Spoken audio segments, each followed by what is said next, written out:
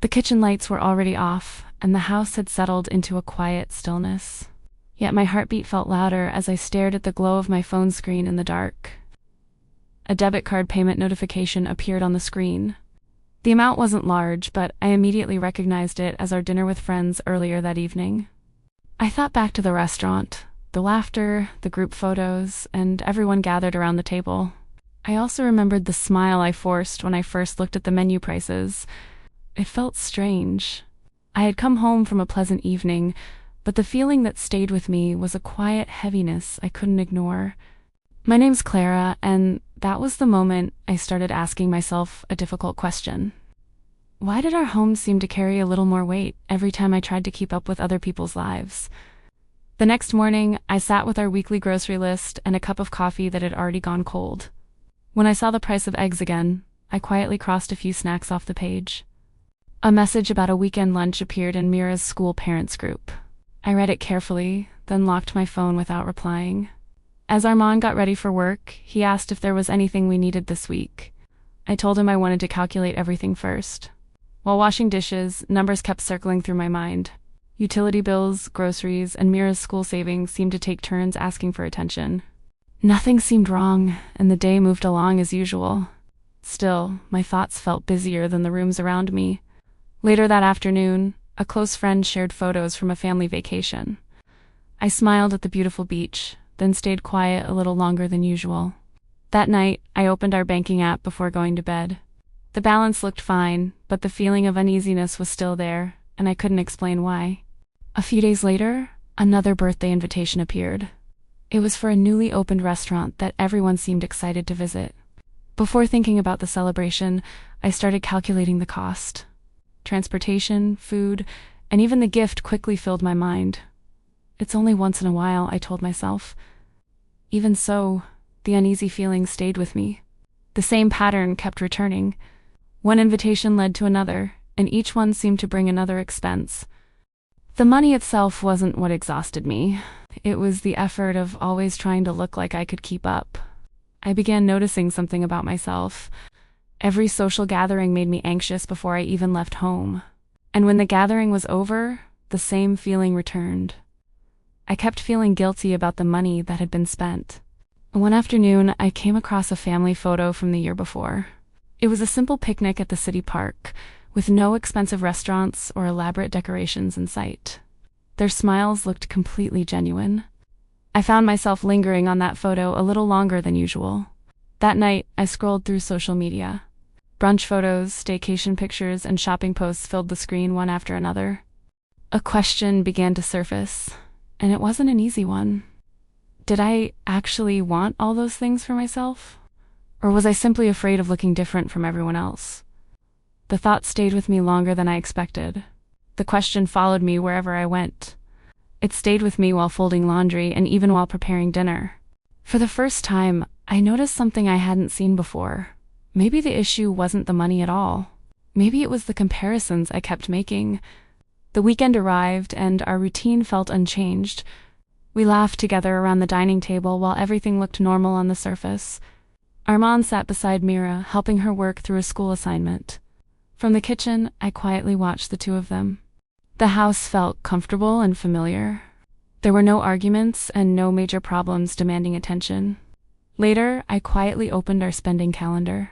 I kept moving numbers from one category to another, searching for space that wasn't there.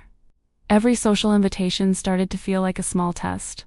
If I declined, I worried about seeming different from everyone else. If I accepted, another concern followed close behind. I worried about giving up something that mattered to our family's plans. Gradually, I felt caught between two different fears. The weight of carrying both became harder to hide each day. One afternoon, we spent time together in the living room. Mira was busy turning old cardboard boxes into a small make-believe house.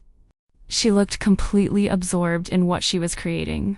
For a moment, the cardboard seemed as valuable to her as a real castle. I sat beside her and watched quietly.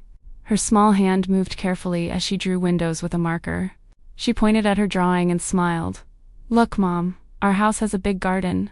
I smiled at her excitement. Then I asked lightly, almost as a joke, whether she would want a bigger house if she had lots of money.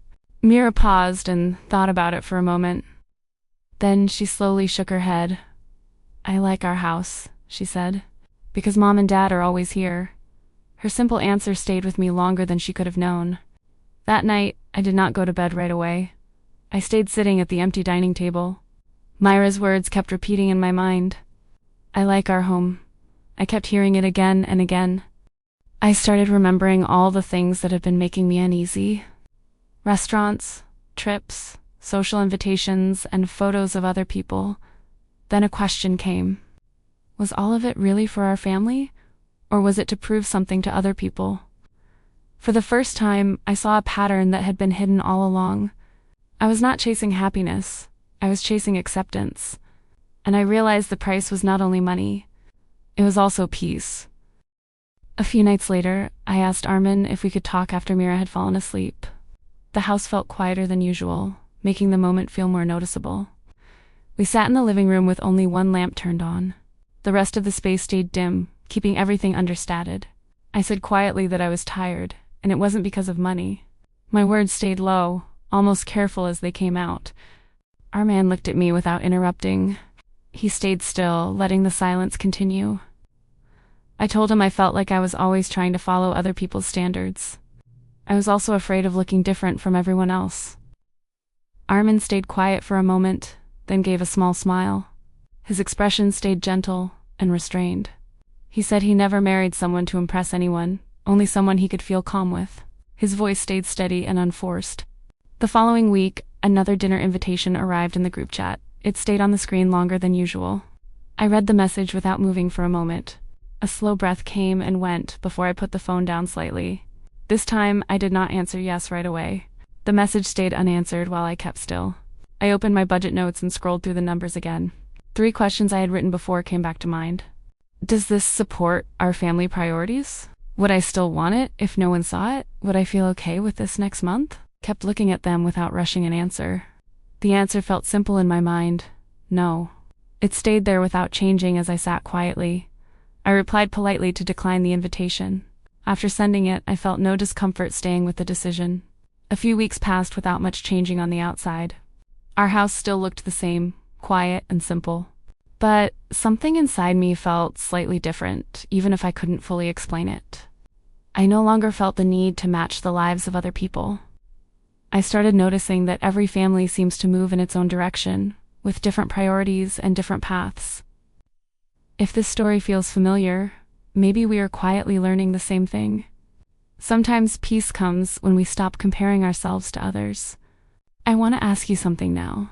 Have you ever agreed to something just because you didn't want to feel left behind?